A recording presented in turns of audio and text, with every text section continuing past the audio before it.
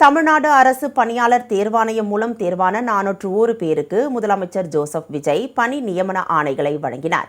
சென்னை கலைவாணர் அரங்கில் நடைபெற்ற விழாவில் எரிசக்தி துறை சார்பில் தமிழ்நாடு அரசு பணியாளர் தேர்வாணையம் மூலம் தேர்வு செய்யப்பட்ட 383 உதவி பொறியாளர்கள், 18 உதவு கணக்கு அலுவலர்கள் என மொத்தம் 401 நபர்களுக்கு பணி நியமன ஆணைகளை முதலமைச்சர் ஜோசப் விஜய் வழங்கினார்.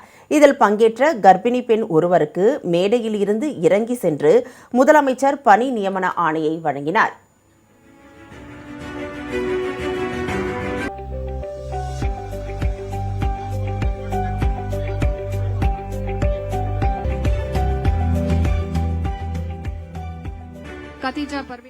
விழாவில் பேசிய மின்சாரத்துறை அமைச்சர் நிர்மல்குமார், மின்சாரத்துறையில் காலியாக உள்ள 70,000 பணியிடங்களில் 15,000 பணியிடங்கள் இந்த ஆண்டிற்குள் நிரப்பப்படும் என்று கூறினார்.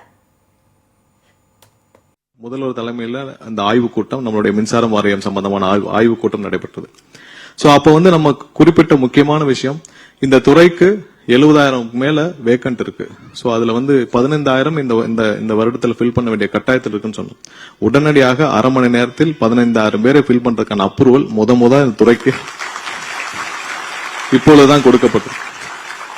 எவ்வளவுக்கு எவ்வளவு இந்த துறை மின்சாரத்துறை சீரழிக்க முடியுமோ அவ்வளவு அளவுக்கு கடந்த 25 வருஷத்துக்கு மேல சீரழிந்து கிடைக்கும் இந்த துறையை இப்ப தூக்கி நிமித்துறதுக்கான நேரம் வந்து விட்டது. ஏன்னா இப்ப விட்டோம்னா இந்த துறை இதுக்கப்புறம் சீரமைக்கவே முடியாது.